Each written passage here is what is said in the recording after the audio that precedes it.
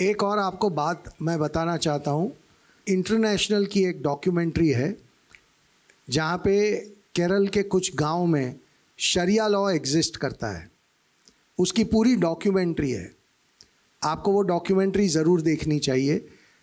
और ये वो पढ़े लिखे 100% लिटरेसी रेट वाले स्टेट की हम बात कर रहे हैं जहाँ पे गांव के गांव शरिया लॉ से चलते हैं। उन जर्नलिस्टों को कितना ऑपोजिशन उस गांव में, वो सब डॉक्यूमेंट्री में उन्होंने दिखाया है। तो there is a lot of material out there, हम सिर्फ देखना नहीं चाह रहे हैं। ट्रस्ट मी, इस फिल्म को बनाने से पहले मुझे भी बहुत कुछ नहीं पता था। अब मैं कुछ थोड़ा बहुत ज़्यादा जानता हूँ, इसलिए मैं कॉन्फिडेंस से कह सकता हूँ क्योंकि मैंने बहुत कुछ देखा, मैंने बहुत कुछ एक्सपीरियंस किया। You wanted to add to that, please. Hello. Yeah, there is definitely documentation in terms of people who, there are about cases who have gone from Kerala, joined the IS. The most recent is that of a news disclosed by the Chief Minister of Kerala, Shri Pinarayi Vijayan himself. It was about Praju who converted as Muhammad Amin. This is a news from Balusheri. I am just quoting the news. Praju's wife, a native of Balusheri, learnt about the whereabouts of her husband who fled 8 years ago after Chief Minister Pinarayi Vijayan's statement in a press conference. Pinarayi Vijayan, who was speaking in the context of narcotic jihad, had revealed that Praju, a resident of Turutyad, Balusheri, was included in the list of Malayalis who joined the IS. In 2009, Amina Umma, an elderly woman, was murdered while living alone in her house in Mangayam, Variyamala. Due to lack of evidence, the court acquitted Praju and another accused, that is in the murder case, due to lack of evidence. This was mentioned by the Chief Minister of Kerala himself. We have different cases, recorded evidence which was reported in news itself of different people who converted or got radicalized, or people who belong to a certain community or religion themselves who got radicalized and joined terrorist organization.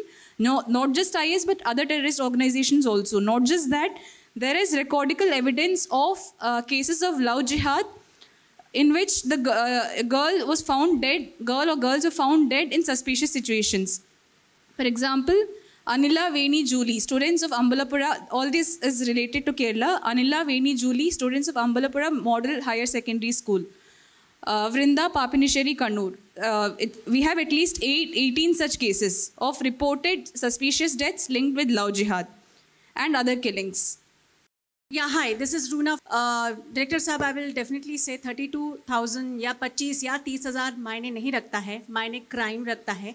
जो उन 3 या 4 लड़कियों के साथ हुआ है वो भी क्राइम है, और numbers definitely does not decide कि क्राइम की ग्रेविटी क्या होगी। यहाँ पर मैं आपके साथ ही श्रुति या चित्रा जो भी जवाब देना चाहें, आप चूँकि पढ़ाई के ज़रिए लोगों को वापस सनातन धर्म या अपने किसी और धर्म में लाने की कोशिश कर रही हैं, तो क्या पढ़ाया जाता है और क्या दिखाया जाता है कि क्या सही है और गलत है? Hello, yeah. See, when a person who has been radicalized or brainwashed into a certain ideology is brought to our institution, they are in a particular mindset that they are not even willing to converse with us. If you tell them, if you try to tell them morals, or if you try to tell them something about good values or something, they're not willing to listen. They say, I don't want to listen to something related to Hindu Dharma. I do not want you to quote from Vedas. I do not want you to want to hear anything from the Bhagavad Gita. I want to talk only on the basis of the Quran and the other authentic scriptures of Islam. So that is where the challenge is. So unless we ourselves are not well versed, or we haven't learned the scriptures,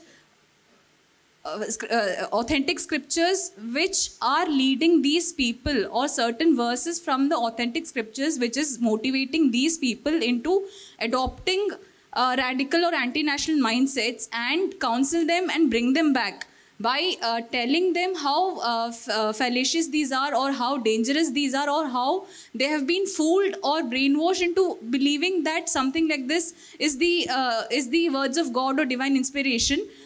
We have to know ourselves, or we have to be educated ourselves. So what we, answering your question, what we do, how we do, we counsel them based on comparative religion. That is, along with Sanatana Dharma, we also teach or we also impart teachings in the scriptures or teachings of the other religions. All we teach Sanatana Dharma. Also, we teach all other religions, not just Islam. We teach Christian. I mean, we have studied and researched and taught about all other religions, and then we teach them the real history of India. That is the undistorted history of India, cultural, social, and the true history of India's freedom struggle. What we are taught in our textbooks today is mainly biased history. So we teach them the real history, which is based on facts and evidences and the current happenings. And we also provide them spiritual counseling based on Yoga Vidya and meditation and certain sadhanas.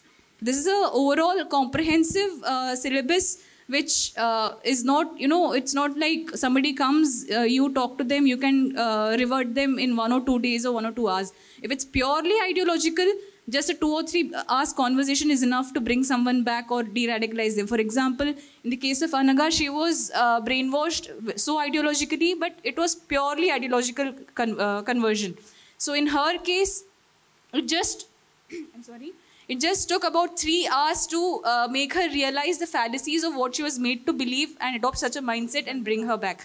But if there is some other angle involved, for example, love trap or narcotic jihad or different other traps, then it takes time. You need to be very patient, and the person has to cooperate, the parents have to cooperate. So it's a very long process and a challenging one too.